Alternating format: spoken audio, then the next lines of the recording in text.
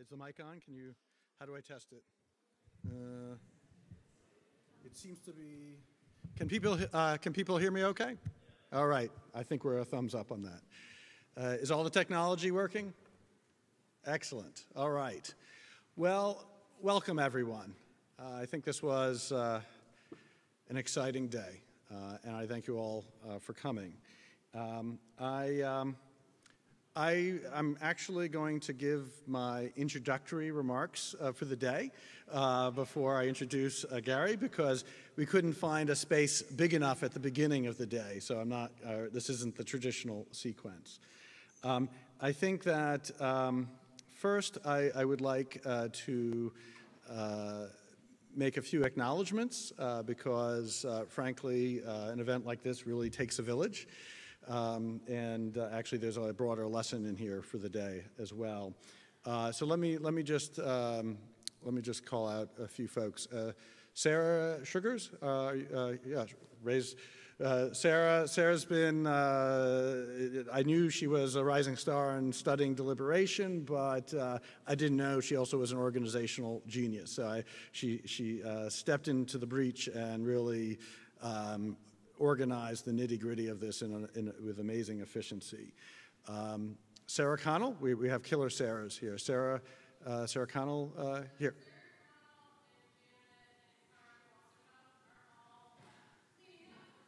Okay, well, that's that Sarah, Janet, and Kara were all people.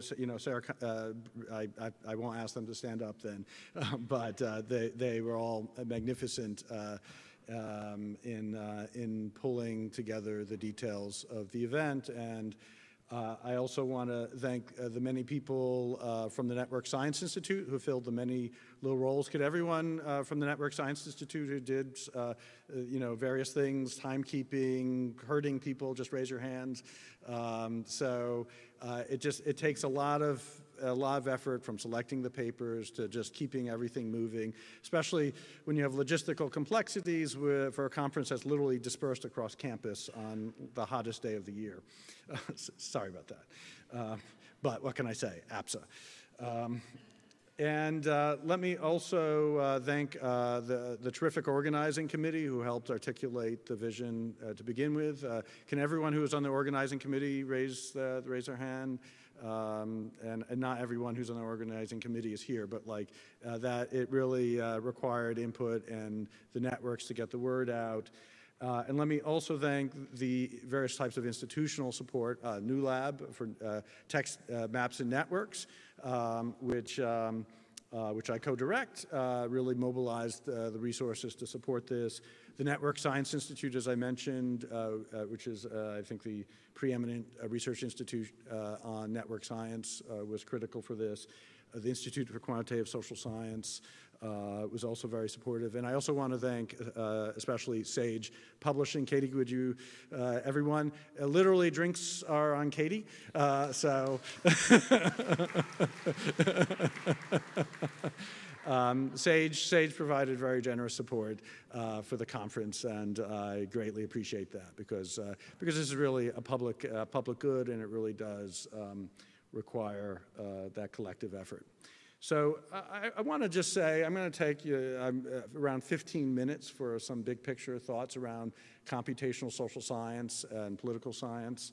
It was around, and I think it was in 2007 that we had a conference at IQSS on computational social science that Gary was supportive. And out of that came this paper in Science titled Computational Social Science, which I think articulated the possibilities for an emergence of a computational set of approaches to the social sciences.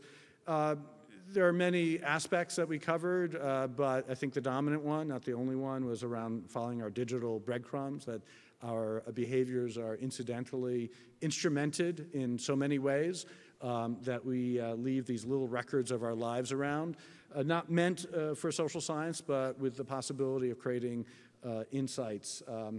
And I think that today was evidence of how far we've come in the last decade, right? This paper was published in 2009. And if we had had a conference like this, a pre-conference like this in 2009 for APSA, it would have been a very small group. Part what I'd like to think about and discuss, and for us all to reflect on, because this is really on our collective shoulders, is what the next 10 years should look like. And I have just 4 points. And one is an intellectual one, that is creating an actual intellectual fusion between a computer and social science, because I think that's not exactly what's been done, although I've seen actually a lot of really good work at that point of fusion right now. The development of training in computational social science, the development of an infrastructure of computational social science, as well as around the development of an ethics, in particular around computational social science, and as well, how do we cultivate an ethos of social consequence for the field. So I'm going to go through these points pretty quickly. I think I'm going to talk about the intellectual fusion.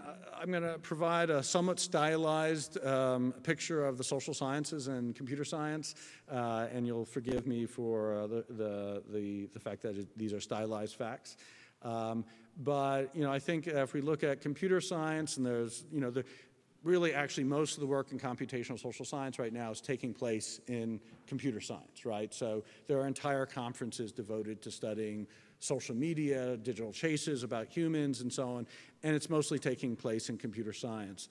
And I think that to slightly caricature this, the work here, a lot of this work is you have large-scale data, you identify certain features you want to characterize, you develop some computational approaches to it, then you evaluate how good a job you did. Classification tasks would be a great example of this. And sometimes this is quite powerful, but it also there are certain kinds of weaknesses, and social science, we'll get to in a moment. I think computer science approaches often ignore the validity issues regarding data and the digital trace data. There's an underemphasis on the curation of data and of producing really powerful but tiny subsets of large-scale data. There's an emphasis on prediction over interpretability, which I don't think is a bad thing, but I think interpretability is actually a good thing, and so the fact that often gets neglected is problematic. I think that computer scientists often ignore the fact that a lot of what we see in these digital trace data involved emergent social processes, and so it doesn't just reduce to bits, but you're dealing with humans who are strategically engaging with the technology, and that evolves over time. And often this work ignores algorithmic biases in the data. That is, the data are not neutrally created, but are in turn products of the socio-technical systems. So I think those are a set of issues with a lot of the purely computer science approaches. Not saying all of it, but I'm just saying that's sort of, I think, a reflection of some of the problems that I've seen. On the other hand, let's say, here's my caricature of the social sciences. And I'm sure some snowballs may get thrown at me if it were winter day.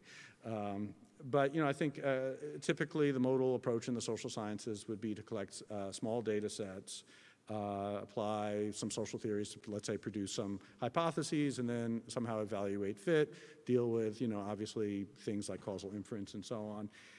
And this, again, can be quite powerful, but also has certain kinds of shortcomings.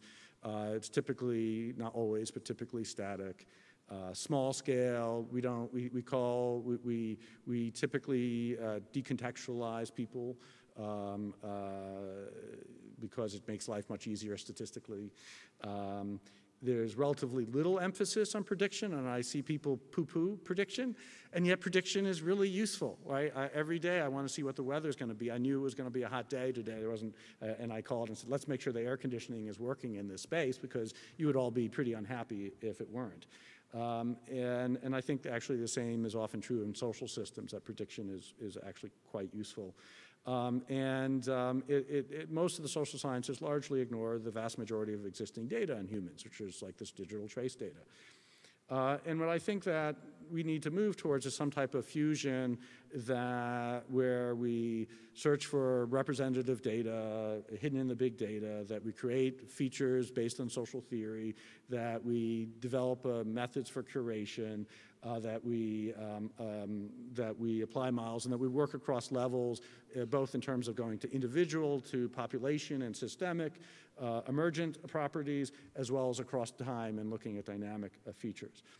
And just to use an exemplar of this, I think one of the exemplars of the use of big data and so on was Google Flu Trends, which I think many of you have heard about, which was predicting the prevalence of flu based on flu searches.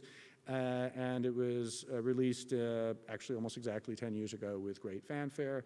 And it actually quickly fell apart multiple times. And we, a paper actually with Gary, deconstructed some of the failings of this, which a lot of this had to do with these issues of needing to think about the social processes that are producing the data traces. And so we are currently just finishing off a paper actually in collaboration with Microsoft to develop a behaviorally grounded understanding of flu-related searches. And I'm not going to go into it in great detail, but just to give you a flavor of how one works across digital trace data and deal with the curation issues and so on.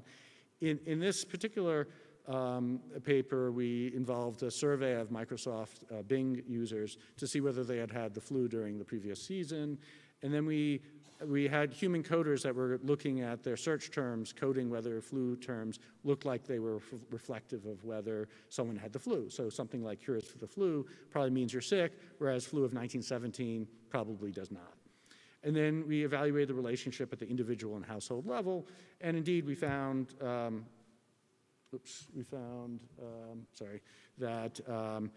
that here we have, a point estimate of how much households without the flu search for the flu versus with the flu. And there's a non-trivial bump in frequency for searching for the flu. Although then when you look at the demographics, you think, well, there may be a gender aspect of this among other elements. And let's just look at households with children, with mothers and fathers. We see, for example, that let's see, it looks funny on my screen, but not yours, fortunately, that mothers have a very tiny bump and statistically non-significant bump for searching for flu when there's someone sick in the household. And fathers, on the other hand, well, essentially their baseline level is 0, and then they freak out when someone's sick. Right? There's like literally almost a 10-fold increase in search for the flu behavior. Now, this isn't fancy social science, but the notion of thinking about elements of gender and behavior and other kinds of demographics and how these things are differentiated are really important, because these are not immutable, right? And these things change, behaviors get socialized, and so in this process, then what we did was we computationally expanded the set of queries from this initial set. We aggregated to the state level with Bing data. We applied multi-level regression with post-stratification to correct with the many representation issues in the data. And what we had was ultimately a major improvement over baseline models. And so, again, I'm not giving you the details to dig into this, but the point here is really that the notion of building a fusion of approaches. We had this very simple social process theorized. We had these digital breadcrumb data we had access to. We applied various computer science methods like word embeddings. We used a social science method, a case control, and survey methods. And then we used social science applied statistics to pull it all together at the aggregate level. This really required multidisciplinary efforts. And I think it hints at what we need to do in terms of building the next generation of scholars in this space. We need to develop curricula at undergraduate and graduate levels. I saw actually just today a tweet that Harvard Government Department has a data science track a new data science track, which I think is actually great. That I think training people who have some degree of mix of skills is going to be really important. I think that generally, I think we need an entire continuum of people. There needs to be, on the one end, computer scientists who have at least some basic social science understanding of things. And then we need some social scientists who aren't going to really do cutting-edge computational stuff, but they can do basic coding and handling of complicated data. And then we need some people who are pretty good at both, right? And so we need to think about how we train the next generation that has this mix of skills, and then put them together in teams to produce research. I think there have been some promising developments. If we look at, for example, a new textbook by Matt Solganic, Bit by Bit, which is, I think, terrific, a primer on this space. Also, the Summer Institute in Computational Social Science, which took place around the country this last 2 summers. Actually hoping we'll bring it to Boston next summer. And so these are, I think, useful steps. I don't think they're a substitute for really rewiring doctoral student training in the space. And I don't think that they're actually great options for someone who really wants to go in that middle of the space. So, you know, you can do a little bit of computational training, or maybe great if you have a CS degree and then you go to grad school for political science. But we don't really have, I think, usually, I'm not saying there aren't exceptions, capacity to at either end to create this fusion of the next generation of scholars. Infrastructure. Startup costs are considerable. There are technical issues, there are human subjects issues, there are security issues, there are replicability issues. We need to build pan and multi-university infrastructures for data, for doing data for collecting data that will have teams working together that will bring lots of capacity. I think, you know, political science has a history of this, for example, with the ANES. But I think that we need something that's customized and that's different in this space. And I think that Gary will be talking about Social Science 1. I think that is a great example. Also point to my more modest efforts to build an experimental platform called Volunteer Science to enable online experimental research. But I just think we need much, much more of these kinds of efforts because I think that there's too much of, first I have to build a castle and then I can do something, right? And that's too much of a burden really to put on individual researchers. I also think we need to redevelop and rethink human subjects issues. I think our current institutions are just horribly aligned with research in this space. At best, and this is literally at best, current institutions are aligned for 1960s psychological research. And at worst, they're aligned with medical research, with, you know, saying, well, you know, will your research somehow do physical harm to people? I think the key issues right now are very, very different, and there are serious human subjects issues. There are issues around security when you get large-scale, quote-unquote, anonymized data that for you, the researchers, genuinely anonymized, but could be broken. How do you keep that secure? How do you deal with the privacy issues of people? How do we rethink consent in a big data network world where I can consent to my data, but actually it reveals things about other people, right? Look, you know, there's this, you know, people familiar with GED Match, which is this volunteer DNA database, which is now being used by a law investigation to identify suspects of crimes, fourth-degree cousins of the people who volunteered their data. So that fourth-degree cousin didn't consent to anything, right? But literally that one person is consenting to identification for literally thousands of other people, right? This doesn't fit with our traditional individualized notions of consent. So we really have to completely rethink our paradigms of consent, individual autonomy, and so on. And I think that our current models just don't make sense for this field or really for science in the 21st century. I think, and this is my final big point, that we need an ethos of thinking about social consequence. You know, life is increasingly embedded in the network. I'm a network scholar. I think networks always mattered, but we have a different kind of network now that has these odd features around invisibly controlling what we see, who we see, and so on, that we need some way of understanding and having input into as a democracy, right? And these rules embedded in these systems are of great consequence for us all. And I think this is a multi-sectoral issue. It's for scholars, and it's also for those scholars, those researchers in industry, to think about what's the like equivalent of the Hippocratic Oath for computational social science. I don't know, but I think that we need one. And I think that as researchers in this space, our job must in part be to illuminate the social consequences of these systems and to empower the normative debate. You know, I think in some ways this is a wonderful time to be a political scientist and to be working in the space, because, you know, every morning I wake up and I look at the news and I say, what the hell, right? There's just new stuff.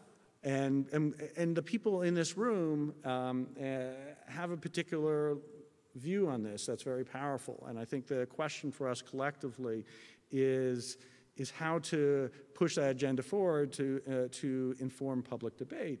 And I'd ask, if we don't do it, who will do it, right? I mean, like, seriously, like, who else is going to be capable of doing this, right? I do think that there's almost a moral responsibility to pursue this, the thinking about what are the social consequences of these systems. And geez, if we're not going to do it now, then when? And I'll credit Hillel for that, because I'm a good citation person, although looking at this picture, he's a bit of a nudge. But anyway, so let me just summarize. I think I lay out here that I describe this as the futures of computational social science, because there's nothing given for how things will go. I think, you know, I've seen a lot of good fusion, work at the fusion point, but really the modal outcome right now is that we have computationally limited social scientists and social scientifically inept computer scientists. That's not, I'm not saying, again, everyone in the room accepted, but I'm just saying that's like the modal categories of people working in this space, that we really need to develop a full spectrum of competencies. And that we need an infrastructure that builds bridges and not moats, that we have infrastructures that pull people together to work on these very expensive and precarious data in various kinds of ways in terms of security and the like, and to figure out how do we do that right. And I think on human subjects, we need institutional support for doing the right thing. I think universities leave everything to the investigator. I think that's an epic disaster waiting, not only waiting to happen, but it's been happening. I think Cambridge Analytica had a bit of a flavor of that, although it was someone working outside the university regulatory system, but like that's part of the problem, right? We need to think about the regulatory system within universities, both as regulating, but also empowering people to do the right thing. I don't think universities, I think there are very, very few universities that enable scholars to do the right thing in terms of saying, well, I got a petabyte of data. Where do I keep this secure? If you walk into most of your universities and say that, they will laugh at you. They'll say, you're on your own. That is a problem. It's a big problem. And I think the alternative really will be the 3 Mile Island of computational social science that might really shut down the entire endeavor. And then the final thing is, I think we can't build scholarship that is oblivious to the social consequences of how these systems are being built, that we need a constant evaluation of the socio-technical systems in which we are living our lives. So I'm going to end there. I've gone on longer than I meant to, and I'm going to shift gears and this is actually not such a radical. And you can grab me with a glass of wine to talk about what I've just said and critique that. But I want to shift gears because Gary has been at the forefront of many of these things in terms of training, infrastructure, you name it. Gary has really been helping build this next generation of computational social science. I'm not going to go into an extensive introduction because Gary literally in this room is a man who doesn't need an introduction. I'll just note as a sort of personal story that the first time I met Gary was as a graduate student taking the ICPSR summer class in maximum likelihood estimation.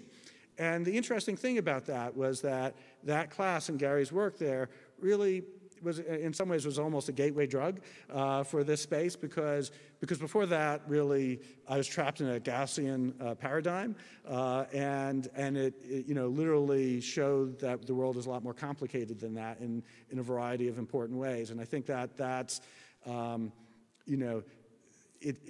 it's both a story about Gary, but it's also a story on what's on us, especially, you know, the more senior amongst us, to figure out how to create a system that enables the community to move forward, that we need to create both the structure and the mental space, the way of thinking about the problem or the problems that creates opportunities for others. Like I said, I think that mission that statement has described Gary's professional life, and so it's really a great honor to have him join us. Thank you, Gary.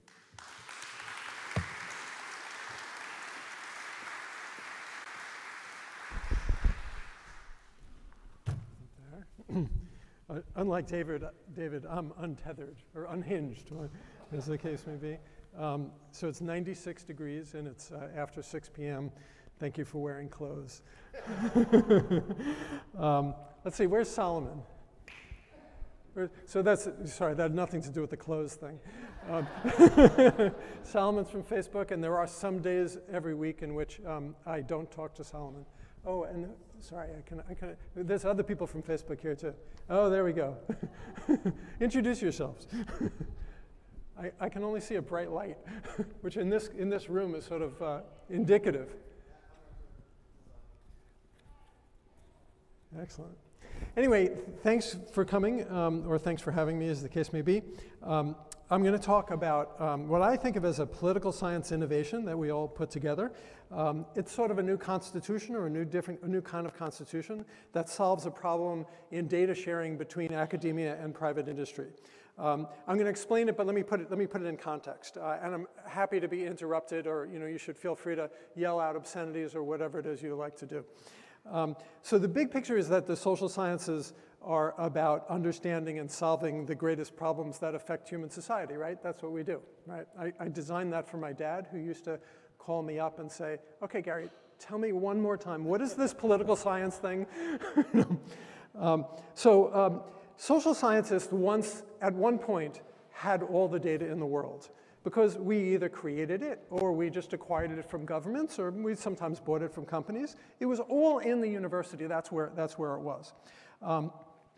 Nowadays, most of the data that exists in the world is outside of academia. We sometimes get it. We get it by scraping the web or acquiring it in various ways. When I was in graduate school in American politics, more than half the dissertations were using the ANES.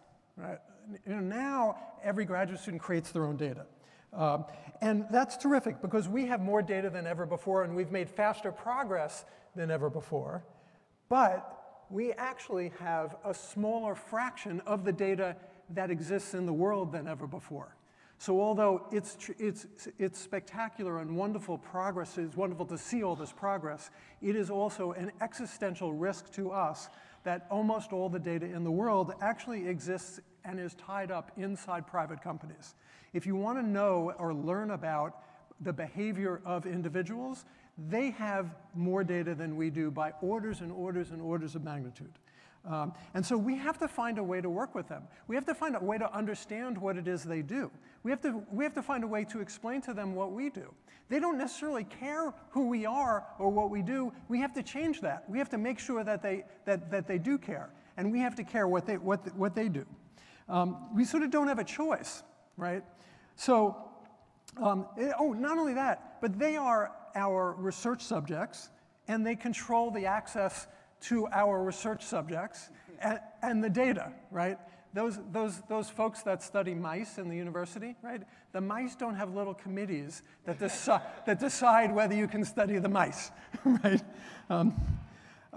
So we have no choice but to engage with the world, okay? So how is it that they should help us? Why is it that they would help us? So firms are, legally required to maximize shareholder value. That's what they do, right? So they shouldn't help you, except they are filled with real people.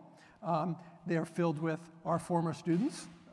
They're filled with lots of other people. They want to do good, just like you and I. From the perspective of shareholder value, there's a long-term and a short-term, and doing the kinds of things that we want would actually help. And everyone understands that. And so it's not completely obvious, and it's not necessarily obvious when you call up companies and say, can I have some data, right? That will give it to you. I've had graduate students who, they all have to go fan out to the world and acquire data and bring it back. And there's always the occasional sort of naive student who will call up a company and say, hey, do you have any research data? And the answer is, no, we don't have any, and they hang up. And meanwhile, their HR system and their finance system and their air conditioning system and their ground system and every other system that they install has a little spigot, which if you unscrew it, comes spewing data, right? The data it wasn't designed as research data. They don't think of it as research data, but that's what it is, of course, right? So you're not allowed to speak, we're not allowed to speak our language and expect other people to understand us. We have to understand them. So now add to this, so we have to understand their incentives. What is the incentives of folks in these companies to work with us? Somehow we convinced Sage, thank you very much. So the big tech companies have fairly intrusive data on quite a lot of people. Maybe they have responsibility. They actually think they have responsibility to help society. When companies get big enough and they become monopolies, right? Then they actually make a bigger effort. So AT&T created Bell Labs, and Microsoft created Microsoft Research, and there's IBM Research, and there's Xerox PARC, and there's actually a lot of others. And these things work with the companies, but sometimes do things completely unrelated. And they make enormous progress that help us as well and help society.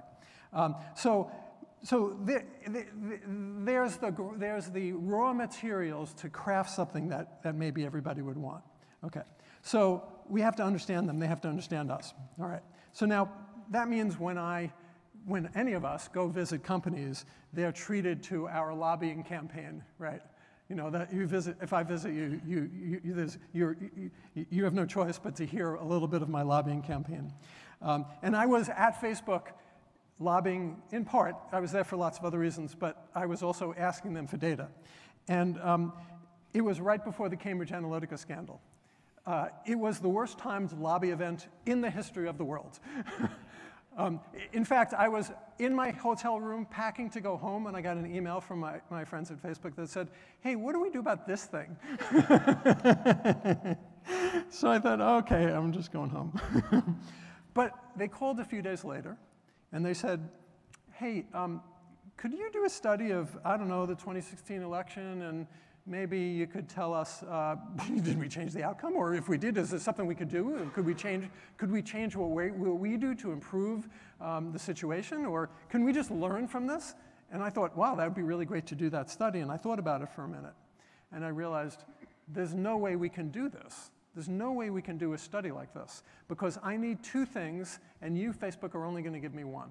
So the two things I want is academic freedom to publish anything I want. It can't be the case that I write an article, you read it, and you say, no, let's not publish that, right? Then it has no academic value whatsoever, right? So first is academic freedom, and second is complete access to your processes and papers and people and data and platforms and everything I need inside the company, right?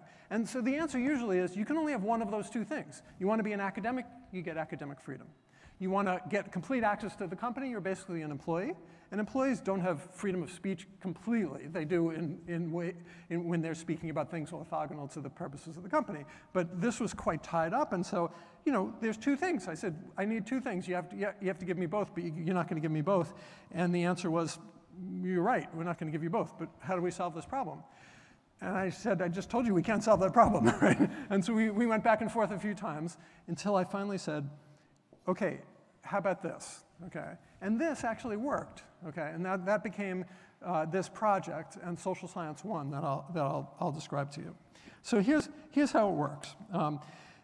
What I said was, and what we're actually doing is, first we agree on the scope. So the scope of the study is the effect of social media on elections and democracy. Anything about the effect of social media on elections and democracy. Okay, so that's the scope, okay. But wait a minute, there's still two things and we can only have one. How do we solve that problem? So we solve that problem within the scope by, instead of me getting two things, we create two me's. Well, that would be more efficient, but instead we have two groups. One group is a commission of distinguished academics that agree not to publish, so they don't get that first thing, but they get complete access in the company to everything appropriate to what they're doing, anything that they need for their mission. Now, what is it that they need for their mission? What is it that they get access to? They get access to the knowledge of any data set that could be useful for studying the effect of social media on elections and democracy. They can look all around Facebook.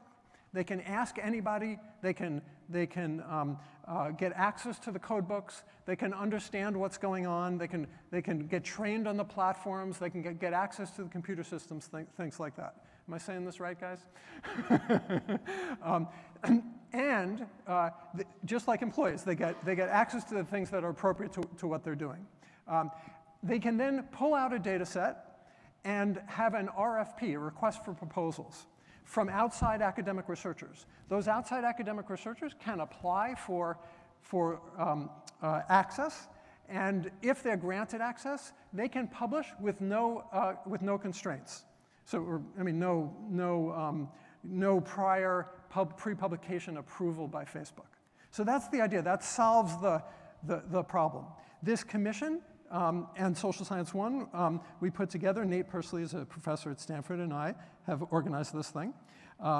In order to make the outside academics be able to do this, they'll get access to the data, but we'll also fund them.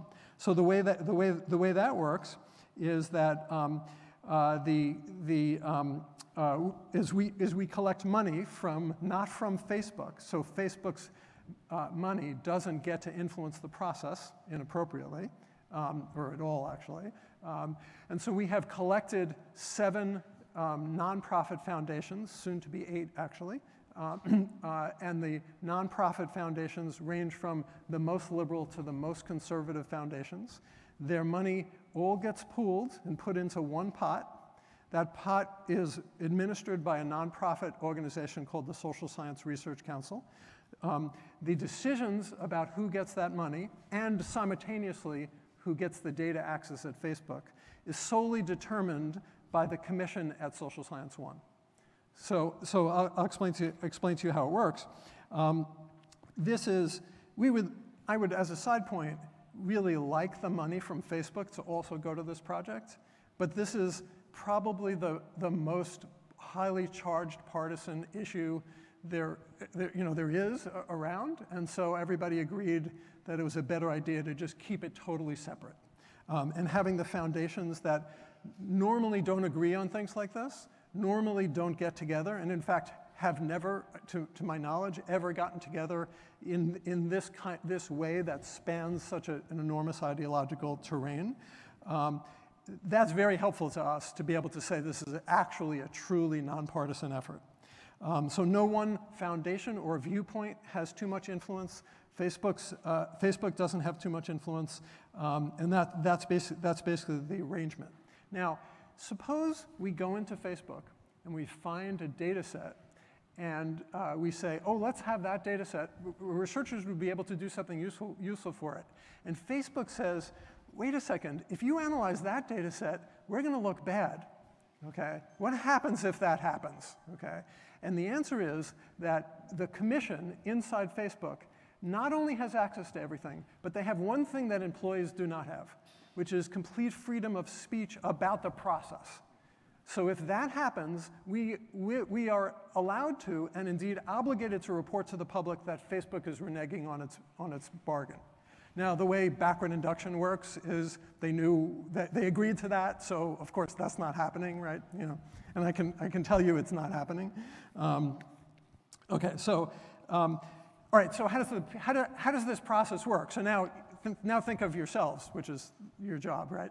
How do you get this money? Like, and the data access? How does it work? It's an amazing amount of data. It's more informative data than has ever been. I don't even know exactly how to finish that sentence, but it's very informative data. I'll give you examples of it. So here's how it works. You go through, you write a proposal. You take your proposal and you bring it to your university IRB, your institutional review board, and you say this has to be appropriate. You have to get approval. Once you have approval, you then send that proposal in to the Social Science Research Council, which is organizing the peer review process. The Social Science Research Council does a normal merit-based peer review with anonymous reviewers, and they go out, they write the reviews, they come back, sort of like a journal. We then have layered on top of that a special ethical review over and above beyond the IRB.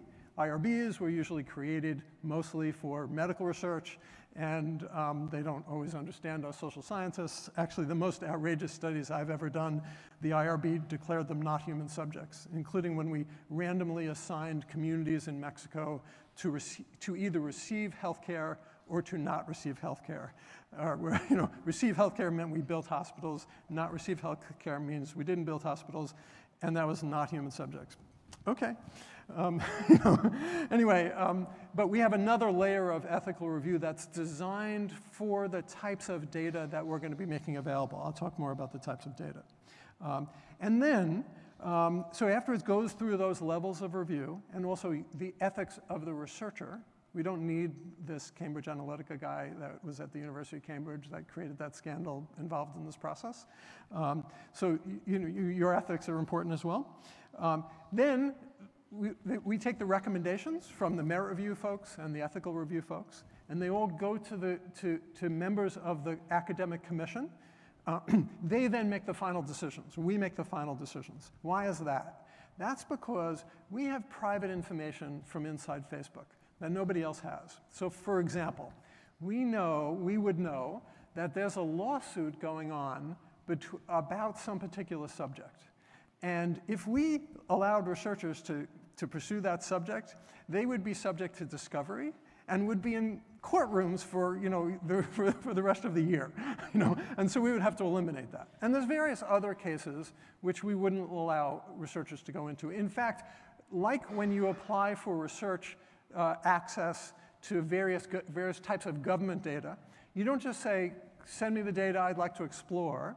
You say, here's the subject I'm going to pursue and the quantities of interest that I have, and I will go after those. And you apply, you ask for those, and then you're granted access. And then you can go, and if you have a new idea, that's fine, but you have to send in a change of the proposal. That second process, by the way, will be faster, but you have to do that. So we're going to know what it is you're analyzing, and the commission, we're going to pay very close attention to what you're proposing. You really have to do what it is you're proposing and not other things.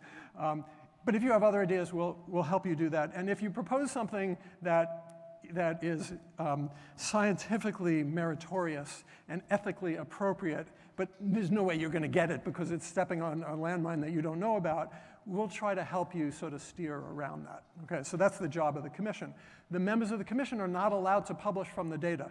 That's their deal, right? So they are basically the other half of what would normally be your brain, right, in doing both things at the same time, right? So that's how we solve that problem.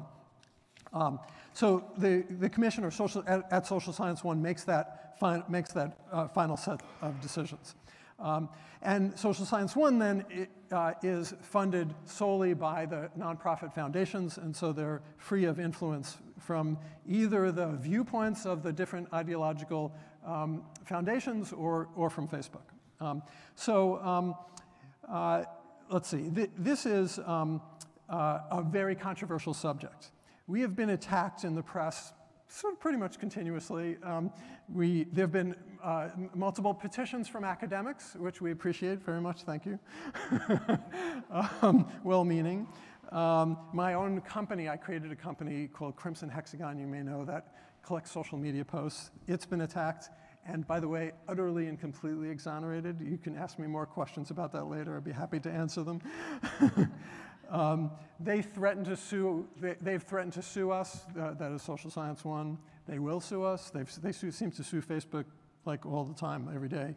The latest and most recent is we get hate mail from. We've even gotten hate mail from prisoners, and I thought that's really impressive. So it is a very controversial set of issues, and we're working on on doing it in the most conceivably appropriate way that you could possibly imagine, because we're layering in more procedures than has ever existed before in any kind of project that we've ever heard of. We're building first-of-its-kind privacy-preserving computer infrastructure. We have computer scientists that are specialists in a particular type of privacy technology called differential privacy. I don't know if you know what this is. It's sort of a cool idea. I'll just tell you this idea. So as social scientists, we don't care about anybody. We only care about everybody, right? We don't really study individuals, sometimes politicians, but we don't really care in a survey who is in the fourth row, right? We only care about patterns for everybody, okay? The privacy experts are, of course, tremendously concerned about re-identifying or violating the privacy of any one of those people, right? So that's really something that we want to avoid, right? So how do you do both of these things, right? We just want you to send us all your data, and we won't look at the individuals. We'll just look at the overall thing. So differential privacy is this really cool idea in which you add a particular type of specialized random noise to the data. There's other ways of doing it, but just in this special case. So you add random noise to the data. Then I could hand you the data set, and we would know that it would be impossible for you to ever re-identify any one individual, because there's all this random noise in there. But still, if you ran your regressions, the regression coefficients would be almost the same as it would have been originally. So that's the promise of this technology, which is pretty cool, because we could get what we need to learn new patterns about society and for society, and also individuals get protected. So we're trying to build that in. We're also changing the model of privacy and of protections from one of individual responsibility to collective responsibility. So what this guy Kogan did that created the Cambridge Analytica scandal is he basically followed pretty much all the rules, and he just violated one. He took the data and he gave it to a private company, right? So he violated his individual responsibility, and basically the entire system and all of us, because a lot of our data access got canceled with that one violation, right? We all depended upon one researcher, so there was like a single point of failure. So what we're doing is we're trying to change to a model of collective responsibility. So the way this would work is that there would be no single point of failure, at least to the best of our abilities. So when you get data access, we're not just going to be handing you the data. We're not going to be handing anybody the data. We're going to give you data access. And you're going to be on a specialized computer system in specialized circumstances, where if you type in a line of code, that line of code is known not only by you, but by others. Not the world, but it can be monitored, audited, and verified. And so that way, there's yet another layer of protection. So the process that we've gone through with Facebook and the foundations and the SSRC and a large commission of academics has been very hard implementing this thing. There's a lot of issues every single time, and pretty much everything that we do has never really been done before. So we have a collection of legal agreements that now number in the, it's probably not 100, but it's getting there, if you include all the NDAs and things. Every one of the issues is sort of cross-cutting or cross-functional. It hits legal issues, security issues, the platform inside Facebook, privacy issues, new laws like the GDPR, which is just appeared in the middle of our projects. I realized they knew about it ahead of time, but the technical issues like differential privacy. It's very complicated, but we're making actually tremendous progress, and I'm proud of the progress that a very large number of people involved in this effort are producing. So we have the first data set that we have announced, and you can go to socialscience.one, which is our website and the name of our project, and you can see the first code book from the first data set. This data set is URL sharing. So all the URLs shared on Facebook publicly with some privacy protections. Roughly speaking, that's what it is. It includes 1 trillion numbers, that one data set. It's a million gigabytes. Okay? So just sort of try to wrap your mind about how much information there is about human behavior in that data set. So it includes, from 2017 to the present, we hope to be able to go back further eventually, counts of user behavior within URL by country, by region, by age, by gender, by the type of device, by the week, right, because it's time. And also in certain countries by ideology and by your friend's ideology. So we have the number of people in each one of those things. And then characteristics of the URL, the thing you clicked on, the website. Some of them are real news, and some of them are false news. Which is which? Well, actually, we don't know. That seems like a really good research project. I wish somebody would solve that problem. But Facebook sent the news items to third-party fact checkers, or checked with third-party fact checkers, and we have it coded as to what the third-party fact checkers said. Now, the fact checkers need to be checked themselves, so that's just another source of data. All these variables are outcome variables. They're not necessarily explanatory variables, so we have to figure that out. But anyway, there's views and shares and the number of people that read the URL, the number of people that shared the URL, the number of people that shared the URL without reading the website, right? That's a thing, actually. Or the number of likes and wows and sads and angries, et cetera, whether it's coded as hate speech. So it's actually a tremendously informative data set. And it's just the first of quite a sequence of data sets. I'm going to tell you about some of the others, but I really want to encourage you to apply, because once you have access, once we get you through this whole sequence of applications, you have some other ideas, you have another data set that you might be interested in, we can get you access to those much faster. You can also get $50,000 to do what you want with. That sentence is not exactly correct. Let me give you a feel for what some of the other data sets are. Probably the next two data sets that we will release is a data set on CrowdTangle, which used to be a startup that Facebook created on media stories and the usage of what type of viewers viewed each media story, and what type of people they were and things like that. Second is a database on political ads. Imagine all the ads on all the political ads, declared political ads trying to influence somebody else. If you're a political scientist, a sociologist, social scientist, I would think this would be incredibly relevant. It's not only ads, but it's all the versions of an ad that were sent to different populations to try to influence them. We are running our own surveys in probably Mexico, Brazil, and the United States, and then opting people in to sharing their Facebook data. So we run our own survey. We ask them at the end of the survey, would it be okay if we had all your Facebook data? And they just spent all this time with you, and so we hope they will all say yes. We're making arrangements with all the big academic surveys, like the ANES and the Canon Election Study and the CCES and the CSES and the EES and all the other LAPOP and various others. And we're trying to make arrangements where with each one, we will opt people in and include Facebook data. I think that this will change the way this all works quite a lot.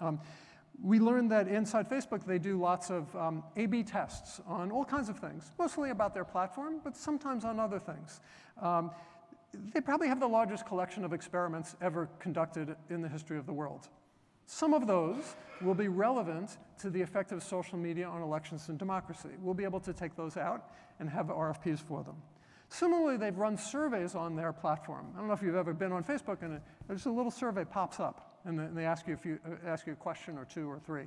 That also is probably the largest collection of survey data in the history of the world, right? And some of those will be relevant to the effect of social media on elections and democracy.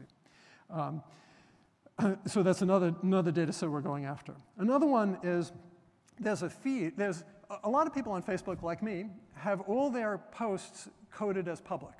So you can go to my website, my Facebook site, and you can see all my posts. They're all public. And quite a lot of people do that. Many, many, many, many more times than Twitter. I don't know how many yet, but it's a lot. Most of the scholarly literature is using the Twitter API. Imagine if you had access to something orders of magnitude larger than the Twitter API, right? And we just replicated all the studies we did using that. I would think that would probably change the field, right? Or at least have a big influence. So that's another one. We then would like a large random sample, like a very large random sample of Facebook news feeds. Yes?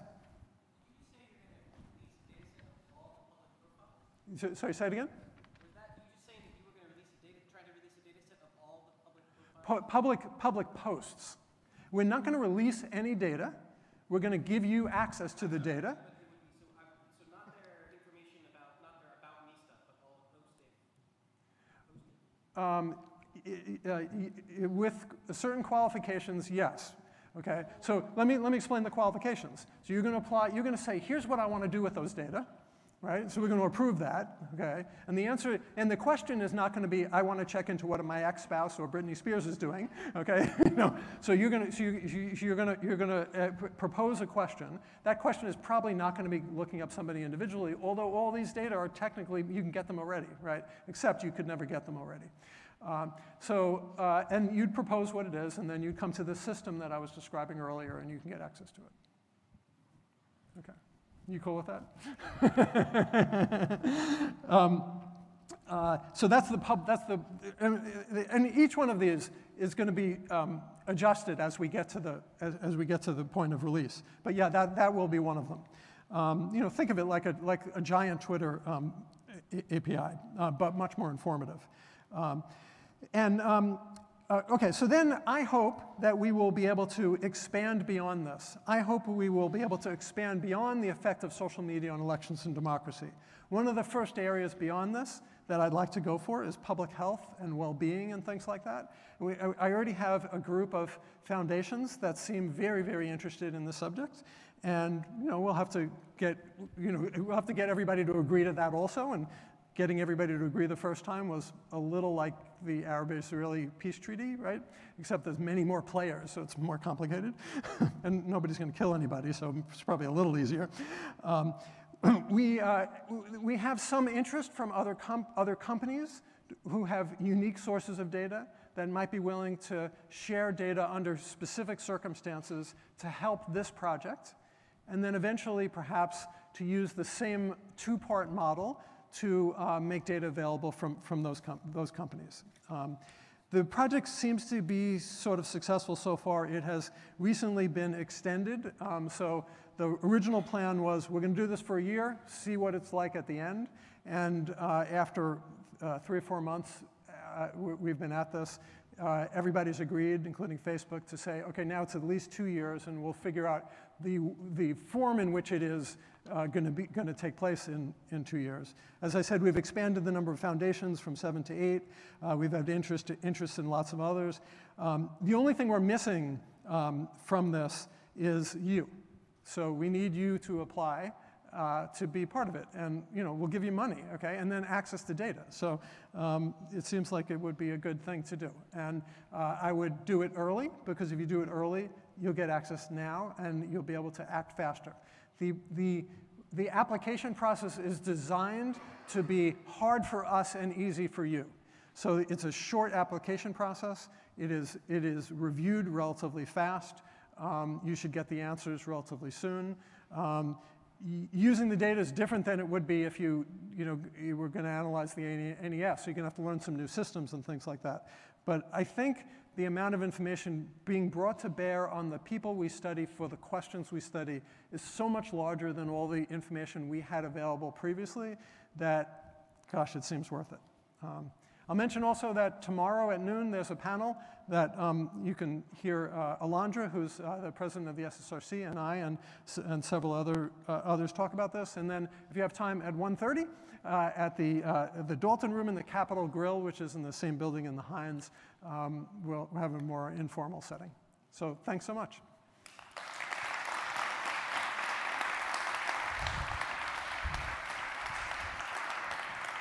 I'd be happy to take questions. And we'll run till 7:15 or so, and then we'll informally continue. We'll hold the line. Sure. I can't see anybody, but yeah.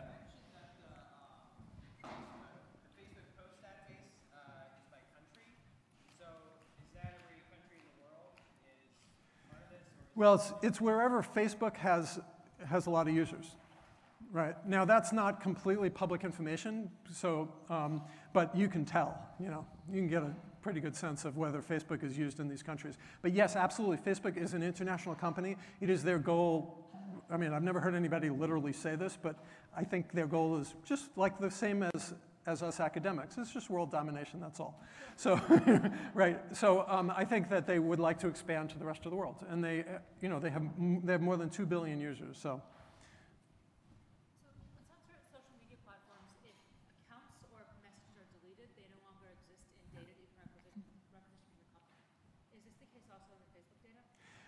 You're giving me nightmares. Yes. Okay. So this is a big issue. So the rule. Just to repeat what you said. Technically, not only technically, but it is true that if you delete your account on Facebook, Facebook is or you delete a post, Facebook is required to delete all traces of that, and anyone who they gave access to has to delete it as well. So at least my understanding at the moment is our data sets are going to rust, and that worries me a lot. Because how do you do replication? We have procedures in place for replication. So if you see a great study that was funded by this project and you want access to those data, you can get access to those data with this exception, with this rusting exception. So I don't actually know what the answer is going to be to this, but we're going to have some good intellectual answer. One possibility is there may be a legal way to be able to deal with it.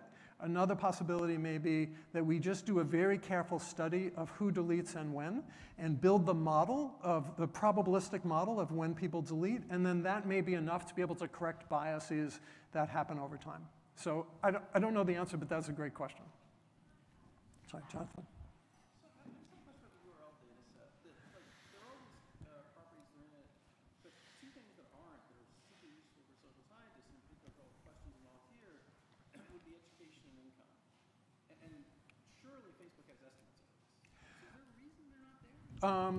So they don't actually have any variables. They have reported variables, which is fine, right?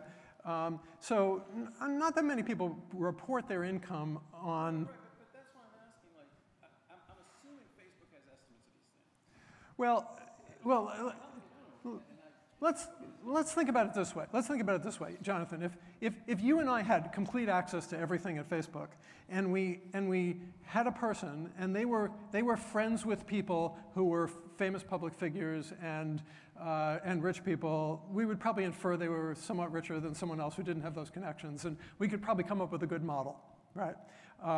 There are models like that. I'm not sure that there is one for income, but there are things like, but there are derived, it turns out that you have to do that even for age, because like little kids will say, oh, I'm 187, right? My daughter, when she was little, I looked at her Facebook account and she had 17 wives, and I thought, wow, she was 12, and I thought that's interesting, or 14. The policy is 13, right? And all of her friends named each other as spouses of each other. And so you have to make a derived version of the variables, even when people are actually reporting something in a field that says, please tell me your age. And then if they don't say it, there are things you could do. Like, we could certainly figure out people's party ID without actual party ID, right? We could do, if you follow only Republican members of Congress and no Democratic members of Congress, right? Or you follow people who follow Republican members of Congress, right? We can figure that out. But Facebook's not allowed to do that, but we could do that. So. You mentioned this potential public status data set, but why can't that data set also include private posts if there are all these controls that Facebook is putting on it? So each one of the things we do involves, what is the collective noun for lawyers? An anxiety of lawyers? I'm not quite sure. So each one of the things, was it? Cell block. A cell block of lawyers. That's good. So each one of the things we do involves a new wave of lawyers with incredibly informed and detailed things that we have to deal with. So the URLs data set is one of the easier ones, and it was really hard. We're going to go for the public ones. I think the public posts first. We're going to go for the public ones. I think the public ones they're different, actually. They're people who actually intended to speak to a wider audience. That's useful. I'd also like the private ones, but as you can imagine, the privacy concerns of those are much higher, right? So we certainly don't want anyone, including any researcher, inadvertently to be looking at something that was intended to be private, right? So we'll have to figure out ways of doing that. This differential privacy idea that I mentioned is a cool research idea, right? It's a relatively new research idea that, it has to be implemented, and you have to figure out the technical details of it. So are we going to be able to do all these things? Eventually, yes, I believe so, but we're not going to take the hardest thing first. So, sorry. I'm fascinated by this idea of you getting all this hate mail. Have you done any analysis of the hate mail? I mean, seriously though, Fortunately, what are people so angry about? What is really stressing them out, and what can we learn from that? Fortunately, there aren't that many there isn't that much mail, but people are appropriately concerned about privacy. They're, there's a thing in popular culture that you take down whoever's on the top, and you become more famous, right? And Facebook is on the top, so, and they're attacked all the time, and we're just sort of ducking, and we get the pie in the face like quite regularly. So you just have to deal with it. You have to deal with it. I mean, all these issues that people have are serious and appropriate and need to be thought of very, very carefully. So, yeah. Can you talk a little bit about the what? the pre-peer? Oh, yeah, sure. Okay, so so I really like this idea. Well, you'll tell me if you like this idea. Have I biased you enough? Anyway, so here's the idea. Okay, so in some fields, particularly in the analysis of social media, also like nutrition and other fields, everybody in the public is really interested in it. Okay, and what happens is when there's an article with sensational findings, you write the paper, you put it on your website, but it is sensational findings in a field where everybody cares about it. What happens? Well, it's in the New York Times the next day, right? And is it right? Well, sometimes. But the probability of it being right is not the same as the probability of it being in the New York Times, right? So we'd sort of like to fix that somehow. Now, how do you fix that? Well, if you go through the whole peer review process, you send it to a journal, it takes 3 or 4 months, they make you revise and resubmit, it's 3 or 4 more months. Okay, it got rejected, and you do it again, it's 3 or 4 more months, and it's 3 or 4 more months, and then you want to kill R2, that whole process, right? Once you get to the end of that process, and it gets accepted, I would say the probability of it being correct is a little higher. Like we all read published articles, and what we think of them, right? So, but to be fair, that's what makes science work. Almost all the progress in humanity in the last 400 years comes from that process, right? But in this area, it may take a year or 2 to get something published, or 3 to get something published. But you put it on your website, and it's a disaster for everybody. It's a disaster for the field if it's sensational and wrong. It's a disaster for companies. It's a disaster for the researcher. It's not good for the journalist. So how could we fix that? So here's the idea. Okay, so if you get a grant through this process, you send us your paper before it's published. Before you put it on your website, send it to us. Totally voluntary. You don't have to do this, but you send it to us. We will take that paper, send it to a really, really good person, that is somebody who really knows what they're doing, methodologist, one of you, and we will pay them enough money so that they will write a very detailed, serious review within 7 days. Privately, never gets published, no one sees this but you, and we send it back to you, and you don't get to know who the person is. You can then revise it if you choose. You can decide that it was stupid. You can do whatever you want. You can revise it. You can send it back to us, and we'll do it again. And you can send it back to us, and we'll do it a 3rd time. Okay? And then you do whatever you want. Now, I've done another thing. I went and I talked to journal editors, and I said, hey, suppose I sent you, with the approval of the author, only if the author approves. The author gets total control. With the approval of the author, and pre-approval sort of by the anonymous reviewers, who the author will never learn the identity of. Suppose I send a package which includes all the versions of the paper, all of the reviews, and maybe a letter from the author that says, okay, I've made one final version of the paper, and here's my changes. And I send all that to the editor, and I say to the said to a whole sequence of editors, I said, would you publish this faster? And the answer, 100% of the cases, was yes. And then I asked another question, just reaching. I said, would you publish it if they were really positive and you knew who the, I would tell you who the people were, right? Who the reviewers were, right? So the editor gets to know who the people are, not the author. Would you maybe sometimes in the right conditions, publish it without further review? And some of them said yes, okay. So I'm encouraged that all of them would do it faster. And even if they didn't, I think the odds are, this process would catch some mistakes. So we'd have faster time to publication. We'd have more likely that, we wouldn't be embarrassed when we would see something in the news and it was wrong. With, somewhat higher probability we would be, or low probability we would be embarrassed. And maybe the whole field would advance faster. So that's the idea.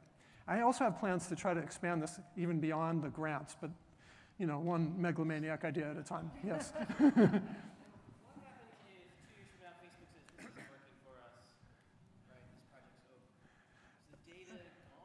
No, then everyone in the world cancels their Facebook account immediately. No. The data remains at Facebook. The data, certain data can't leave its properties. They have agreed that, for replication and things like that, it will remain. Facebook's a company. They're allowed to do what they want to do at that point. So.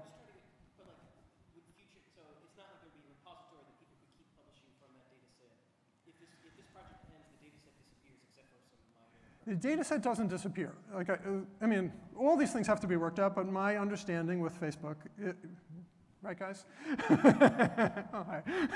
My understanding is that even if the project ends, the data we made available is going to remain available for scientific purposes, for replication and things like that. Well, I mean, if they want to end the project, I think they're allowed to end the project. I believe that we will produce, and you will produce, such amazing findings, and society will depend upon them, and it will improve the lives of millions of people, that they will not end the project. How's that? I just wondered if you had a few thoughts about how this is a general solution to sort of the problem of private, sensitive, large data will scale up outside of this thing, which seems to involve a huge amount of intensive work that I don't see how to automate. So the politics is not completely automated, right? I mean, it's good for us political scientists, right? We're sort of replacing a different kind of system. So here's the way it would work in the sciences. So you're in a lab, and you make some kind of cool thing by mixing up whatever it is you do in there, right? And some private company wants to work with you, or you would like to work with, you'd like to get some money from the private company, maybe some expertise from the private company. There's some deal to be made. And you go to the university negotiates, and at the end of the day, they detail 1 or 2 people from the company to spend a year in your lab. And they give you some money, some amount of money to pay for them, and maybe something else. And there may be some exchange of materials or something like that. And then you go do what you're doing for a year or 2 years, and maybe the company gets right of first refusal on a patent or something like that. But it's sort of, that's the deal, right? And that's great, and that seems to work for a lot of situations. In the parts of the university that have dealt with companies before, that works. In the social sciences, does not work. It does not work. You can't, Facebook is not going to take its data, would not be legally allowed to take its data, and just send it all over to IQSS. Believe me, I've tried. It's just not, it just is not going to happen, right? So we need a different kind of solution. And particularly the big tech companies, it's just, the data are so informative about so many people, and it's so effectively intrusive, and the responsibilities of the folks at these companies who have the data they take the responsibility incredibly seriously, as well they should, as well they have to, as well they have no choice but to do. How else could you solve it? So this was the way that we came up with. I think, we've talked to other companies, and they were all, nobody says, oh, that's crazy, we're not going to do that. No, 0 people have said that. A number of people have thought, okay, let's see how that goes, and I'm hopeful that we'll be able to do these things. I think actually it's not just the big companies. I think it's the local hardware store probably has more data than your graduate students have collected. They don't know it, but so I think there's a lot of possibility. That's how we set up Social Science One, where this is our first partnership with Facebook, and we hope to have others. I think a lot of possibility is a good note to end on, and that we can continue the conversation over wine and hors d'oeuvres. But I want to thank Gary both for his presentation today, but also all of the efforts that led to this point. So thank you, Gary. Thank you.